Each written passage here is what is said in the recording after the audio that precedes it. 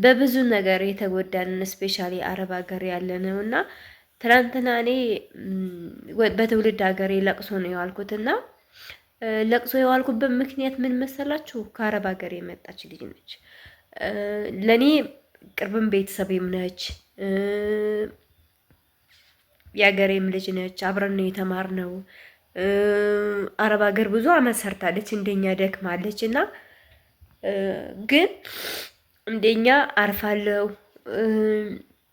ቤት ሰርታለች፣ መብራት ኃይል በዚህ በታችኛው በመናኸሪያ በታች እንደኛ አርፋለሁ። በሰራውበት ቤት ተደስቼ እኖራለሁ ብላ ነው ሀገሯ ላይ የመጣችውና ግን እኛ እንዳሰብነው ሳይሆን ሁሉ ነገር እንዳላሰብነው ነገር ሆኖ መክሊቴ ሳለቅስ እንትን ትላለች። አይን አይኔን ታያለች። ይከፋታል። አያችን። ሰላም እንዴት ናችሁ ውዶችዬ? ሰላም ናችሁ? ደህና ናችሁ ወይ? በድጋሚ በቪዲዮ መጥቻለሁ እና ዛሬ የመጣሁበት በጣም የሚያሳዝን ታሪክ ነው እውነት ለመናገር እና መክሊት እያስተዳደረች ነው። እውነት እኔ በጣም ነው ያዘንኩትኝ። ማለት እኛ ለፍተን ደክመን ብዙ መስዋዕትነትን ከፍለን ወደ ኢትዮጵያ ከመጣን በኋላ ስናርፍ ደስ ይላል፣ እረፍት ያስፈልገናል። እኛ በጣም ብዙ የደከምን በጣም ብዙ የተጎዳነ በብዙ ነገር የተጎዳንን ስፔሻሊ አረብ ሀገር ያለ ነው እና ትናንትና እኔ በትውልድ ሀገሬ ለቅሶ ነው የዋልኩትና ለቅሶ የዋልኩበት ምክንያት ምን መሰላችሁ? ከአረብ ሀገር የመጣች ልጅ ነች። ለኔ ቅርብም ቤተሰቤም ነች፣ የሀገሬም ልጅ ነች። አብረን ነው የተማርነው። አረብ ሀገር ብዙ አመት ሰርታለች፣ እንደኛ ደክማለች እና ግን እንደኛ አርፋለሁ። ቤት ሰርታለች፣ መብራት ኃይል በዚህ በታችኛው በመናኸሪያ በታች እንደኛ አርፋለሁ። በሰራውበት ቤት ተደስቼ እኖራለሁ ብላ ነው ሀገሯ ላይ የመጣችውና ግን እኛ እንዳሰብነው ሳይሆን ሁሉ ነገር እንዳላሰብነው ነገር ሆኖ መክሊቴ ሳለቅስ እንትን ትላለች። አይን አይኔን ታያለች። ይከፋታል። አያችን። ማልቀስ አልፈለኩም በነገራችን ላይ ግን በጣም ስላሳዘነች ነው የእውነት ማለት ነው። ምክንያቱም እኔ ህመሙን አውቀዋለሁ። አረብ ሀገር ላይ ስንኖር ድክመቱን አውቀዋለሁ። እማ ምን ሆነሽ ነው? ሳላቀስ ስታይ ነው እና ቪዲዮውን ራሱ መስራት አልፈለኩም ነበረ ግን ሁላችንም ትምህርት እንዲሆንን ብዬ ነው። አታልቅሽብኝ። እኔ እኮ አላለቀስኩም። እስኪሽ እይኝ እስኪ እይኝ እኔን እይኝማ አላለቀስኩም እኮ እኔ ፍቅር አላለቀስኩም። ተይ ተነሽ። ቪዲዮ ልክፈትልሽ፣ የልጆች ጨዋታ ልክፈትልሽ።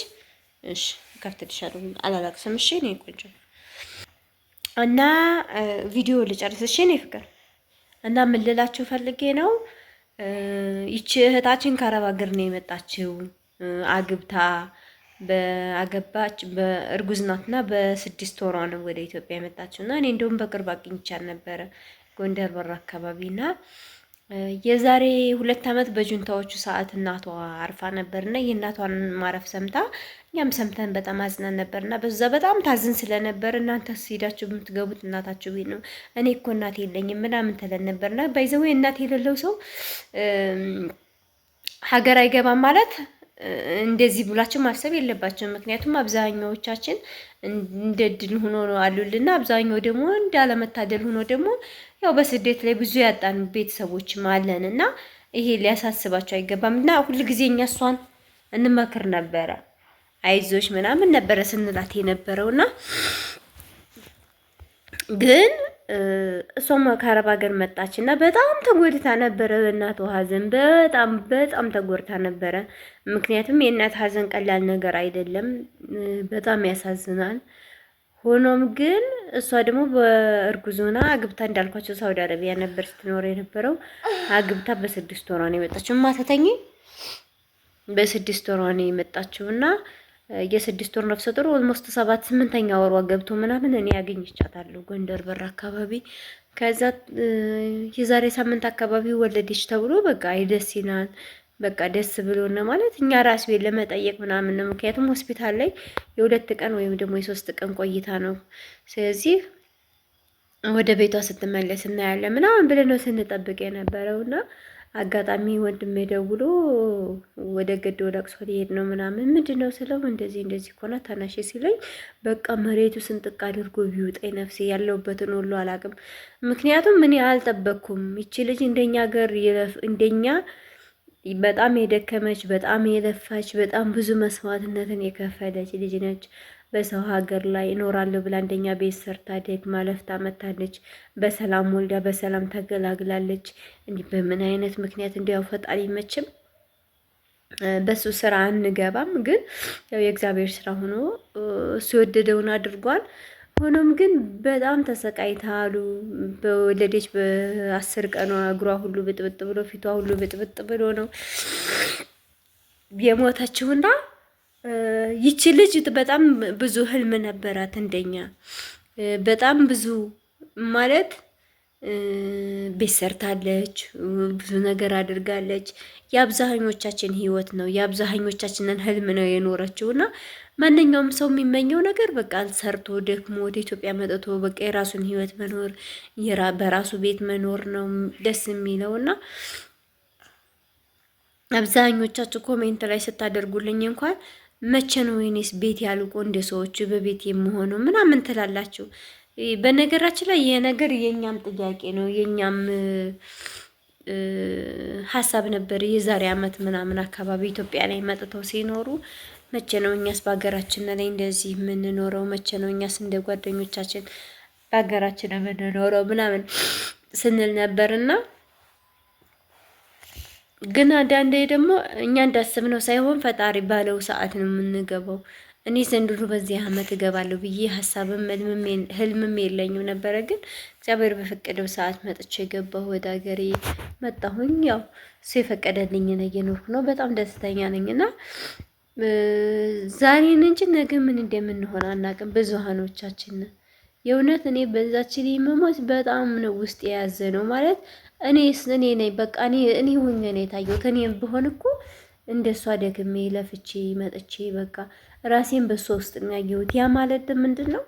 በስደት ላይ ስለኖርኩኝ የስደትን ህመሙን የስደትን የናፍቆትን ድካምን ሁሉ ነገር ስለተረዳኋት በቃ ራሴ ነው በሷ ውስጥ አይቼ በጣም ለራሴ ነው ያዘንኩትና ሷስ ወደማይቀርበት ሄዳለችና ግን በጣም የሚያሳዝነው ነገር የኛ ህይወት እንደዚህ ነው። በቃ ከንቱ ናት። እንደውም አብዛኛውን ጊዜ እዛ ለቅሶ ቤት ጋር ሲያወሩ ምናምን ስሰሙ ማለት ነው ሀበሻ አንዳንዴ ወሬው አይያዝም እና እንዲህ ይላሉ።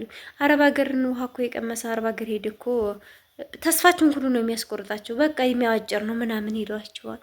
አረዲያ ድሮ ሲያረብ ሀገርን ያየ ሰው ዙሮ በዚህ እድሜ የላቸው ምናምን ይሉላቸዋል። እና በጣም ነው የሚያናዱት እንደዚህ አይነትን ሰው ስታዩ ተስፋ ያስቆርጣቸዋል ሲጀመር። እና ተስፋ ትቁረጡ። ዛሬን እንጂ ነገ የት እንደምንሆን አናቅም።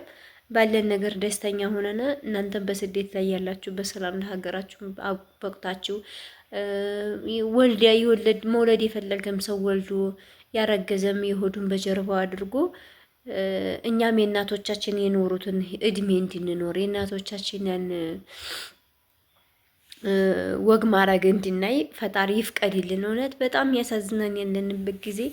እሷን ባየሁበት ሰዓት በጣም ውስጤ ስለተሰበረ በጣም ውስጤ የደማው በቃ ምን እንደማደርግ ሁሉ ግራው ግብት ብሎ ጅዝብ ብዬ ነው የዋልኩትና በጣም ያሳዝናል። በቃ የኛ ህይወት እንደዚህ ነው ወይ? እኔስ ነገ ጧት የሆነ አርግዞ ራሱ በቃ በሰላም የሚወልዱ ሁሉ አይመስለኝም እሷን ካየሁ በኋላና በእርግጥ ሁሉ ነገር የፈጣሪ ስራ ነው። እሷም እንዳሰበችው ሳይሆን እንዳላሰበችው ሆነ። እህታችንም ለእኔ በጣም ቅርብ እህቴም ጓደኛዬም አብሬያትም ነው የተማርኩት ገዶ ትምህርት ቤትና በጣም ነው ውስጥ የያዘ ነው። በጣም ነው ቅስሜ የተሰበረው። ምክንያቱም አልጠበቅኩም እንደዚህ አይነት ነገር እና ብቻ ሁላችንም ይሄ ሀሳብ አናብዛ። በቃ ይሄች ከንቱ ዓለም መቼ እንደምንሞት ለማናውቅበት ዓለም እውነቴ ነው። ድካም አናብዛ።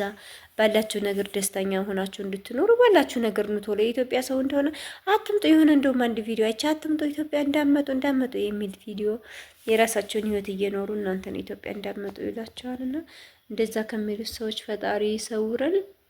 እናንተ ግን ባላችሁ ነገር ደስተኛ ሆናችሁ ወደ ኢትዮጵያ መታችሁ የራሳችሁን ህይወት ኑሩ። በትንሽም ቢሆን የግዴታ ሰው እንደ ቤቱ እንጂ እንደ ጎረቤቱ አይኖርም። ባላችሁ ነገር ደስተኛ ሆናችሁ መኖር አለባችሁ። እውነቴ ነው። አንዱ ቤት ሁል ጊዜ ተዘውትሮ 3 አይነት 4 አይነት ወጥ የሚበላ ከሆነ ሽሯችሁን ካሟላችሁ ምን አነሳችሁ ነው? እና እውነቴ ነው። ቁም ነገር ስትኖሩ ማለት ነው ህይወት ላይ። ስለዚህ ሁሉም በራሱ በቃ የእድሉን ነው የሚኖረው። ልጅም ቢሆን የእድሉን ነው። ባልም ቢሆን እግዚአብሔር የሰጠንን ነው የምናገባው። እኛ አገባዋለሁ ብዬ የመጣሁትን ባሌን አይደለም ያገባሁትኝ። ግን ሁሉ ነገር እኛ በቃ በራሳችን የምናደርገው ይመስለናል ብዙ ጊዜና እንደዚህ ማድረግ የለብንም። በተረፈ አይዟችሁ፣ በርቱ፣ ብርታቱን ይስጣችሁ፣ ጠንክሩ፣ በሰላም ወደ ሀገራችሁ ኑ ቶሎ ያሰባችሁት ይሳካላችሁ ሁላችሁንም። ምክንያቱም የስደትን ኑሮ ስለማውቀው ወዳችኋለሁ። ባይ ባይ።